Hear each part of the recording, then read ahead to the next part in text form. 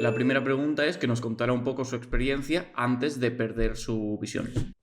Pues la verdad que de mi experiencia de poder ver no recuerdo prácticamente nada porque la enfermedad que tengo yo es una enfermedad degenerativa que poco a poco pues vas perdiendo la visión. Entonces no tengo prácticamente ningún recuerdo de cómo veía, solo me acuerdo de las cosas que hacía cuando veía más, pero no me acuerdo de cómo las veía. Yo, por ejemplo, me acuerdo que escribía en boli pequeño, pero yo no me acuerdo cómo veía cuando escribía en boli pequeño, porque al final es como si, pues cada día, por ejemplo, nos quitasen un pelo.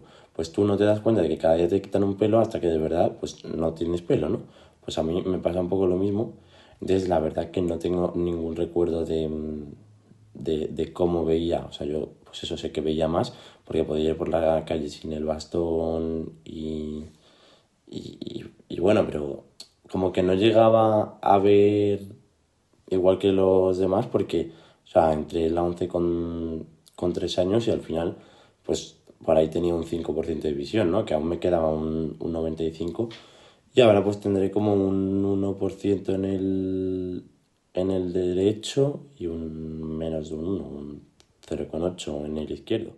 Bueno, pues ha comentado ahora de que no tuvo ceguera así de golpe, que es un paso, ha ido exponencial, que tiene que ser como un poco raro de no notas ese proceso, porque como es cada día un poco más, ¿no? Claro.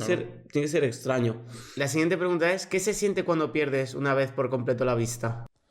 Entonces, con respecto a lo que se siente una vez pierdes este sentido de la vista, como que tampoco sabría responderte con un sentido claro, porque para mí lo de perder la vista es una cuestión de 20 años, ¿no? O sea, no es como si dices de repente, te levantas un día, tienes un desprendimiento de retina o tienes un accidente y pierdes la vista de repente al completo y sí que puedes ir comparando, ¿no? O sea, como que al final dentro de los 20 años pues tienes un montón de sentimientos. Por un lado tienes un sentimiento más como de un proceso más de no aceptación, de no saber por qué, o y luego pues en mi caso pues de aceptación, de hasta humor, mm, pero o sea son sentimientos que vienen más relacionados con el tema social de em, cómo podría hacer esto o así, ¿no? O sea, no es tanto un sentimiento de ostras, Dios mío, porque al final, pues eso, el que sabe que va perdiendo visión soy yo, entonces al final lo tienes como bastante claro, ¿no? No es, llegas al médico y te dicen, has perdido visión y te quedas en shock, o sea, yo cuando voy al médico lo sé, que es lo que me va a decir, porque uno, a lo mejor no puedes ir y luego, pues que es que yo al final me conozco, ¿no?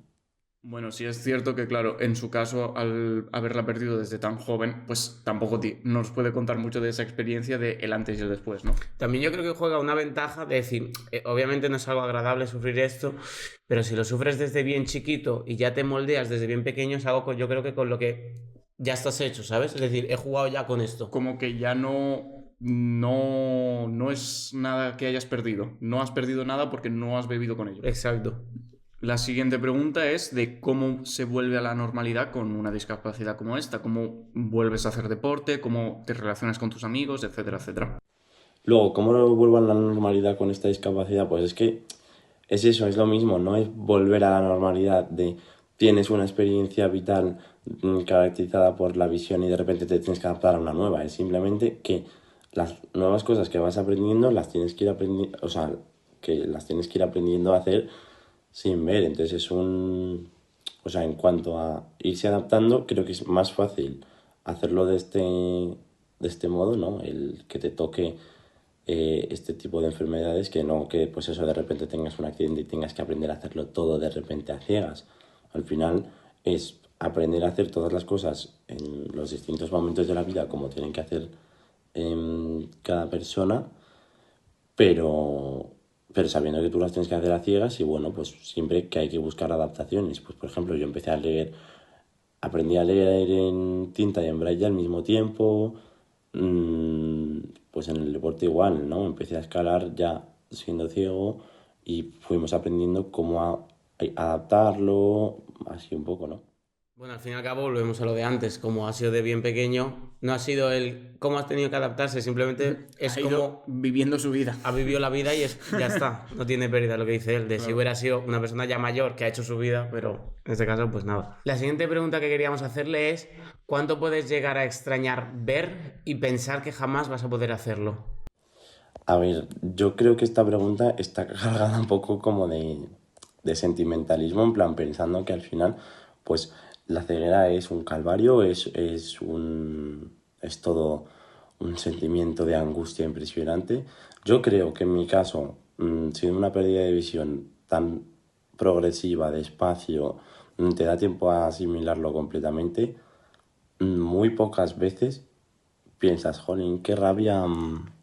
em, Qué rabia no poder ver, ¿no? O sea, a mí me pasa solo cuando digo, pierdo el autobús, digo, qué rabia no poder ver teniendo coche. O sea, sin poder conducir, ¿no? Pero, no sé, o sea, es que al final, como es algo de toda la vida, pues en verdad es como, es que tampoco sé cómo se vive viendo y, y es algo que me ha tocado de siempre, ¿no? O sea, tampoco es como, y al final, como que ese pensamiento lo, lo convierto mucho más en otro de, oye, mira, pues es que si no fuese ciego, habría muchísimas cosas que no hubiese hecho, gente que no hubiese conocido. Esto no es que yo esté contento de mi ceguera, pero es que al final, pues es lo que te ha tocado vivir y ya está. Bueno, al final es un poco la repetición de lo mismo. Él ha tenido que asumirlo, aceptarlo y seguir con su vida y de la mejor forma posible. Mal que mal, pues al menos intenta verlo de la forma más positiva posible.